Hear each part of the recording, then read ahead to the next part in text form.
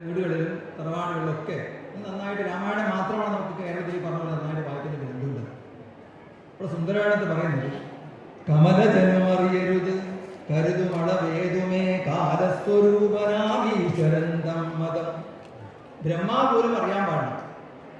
രണശിരസി സുഖമരണം, അതായത് എനിക്ക് ഈ യുദ്ധത്തിൽ സുഖമായിരിക്കുന്ന മരണം കിട്ടണം. എങ്ങനെ? ബ്രഹ്മാവ് പോലും അറിയാൻ പാടില്ല.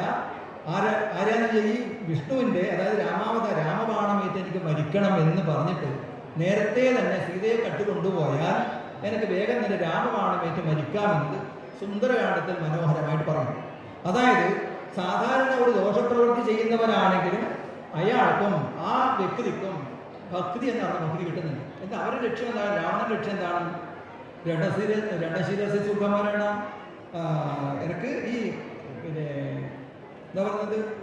കമലജനമറിയരുത് കരുതുമളവേതുമേ കാലസ്വരൂപനാമീശ്വരൻ തന്മതം. എൻ്റെ അഭിപ്രായം ഈശ്വരൻ പോലും അറിയരുത്. എനിക്ക് ഞാൻ എന്തിനാണ് സീതനെ കട്ടുള്ളത്? അപമാനിക്കാനോ അല്ലെങ്കിൽ പീഡിപ്പിക്കാനോ ഒന്നുമല്ല.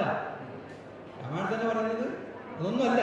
പക്ഷേ ഞാൻ കൊണ്ടുവന്നത് എനിക്ക് മോക്ഷം കിട്ടണം. എങ്ങനെയാണ് മോക്ഷം? രാമബാണം എൻ്റെ നെഞ്ചിലിട്ടിട്ട് എനിക്ക് മരിക്കണം. ആ മരണമാണ് എൻ്റെ മോക്ഷം. ആ മോക്ഷത്തിന് വേണ്ടിയിട്ട് നമ്മളിപ്പോൾ ഈ പറഞ്ഞ പോലെ ഒരു സായുജ്യ സംബന്ധമായ സ്ഥിതിയാണ് ഭക്തൻ്റെ ഏറ്റവും അവസാനത്തെ ഭാഗം മോക്ഷമാണ്. നമ്മളൊക്കെ പ്രായമാവും, നമ്മളൊക്കെ മരിക്കും, നമ്മുടെ കാലഘട്ടം കഴിഞ്ഞ് പിന്നീട് മറ്റു പണിക്കന്മാർ വരും, അല്ലെങ്കിൽ ഈ ഉത്സവങ്ങളും കാര്യങ്ങളും നടന്നുകൊണ്ടിരിക്കും, ക്ഷേത്രം കൂടി ഉണ്ടാവും, ദേവീദേവന്മാർക്ക് ഇതിന് നാശമില്ല, ഈ പ്രജകളായ നമ്മൾക്കെല്ലാം ഇതിന് നാശമുണ്ടാവും എന്ന് പറയുന്നത് പോലെ നമുക്ക് ഈ പറഞ്ഞ പോലെ ഭക്തൻ എന്ന് പറഞ്ഞാൽ നമ്മൾ ആ ഭക്തിയിലേക്ക് എങ്ങനെ എത്തുന്നു? നിങ്ങളാരും ഞാനാരും എത്തുന്നത് അമ്മേ എനിക്ക് അനുഗ്രഹം ഉണ്ടാക്കി തരണേ.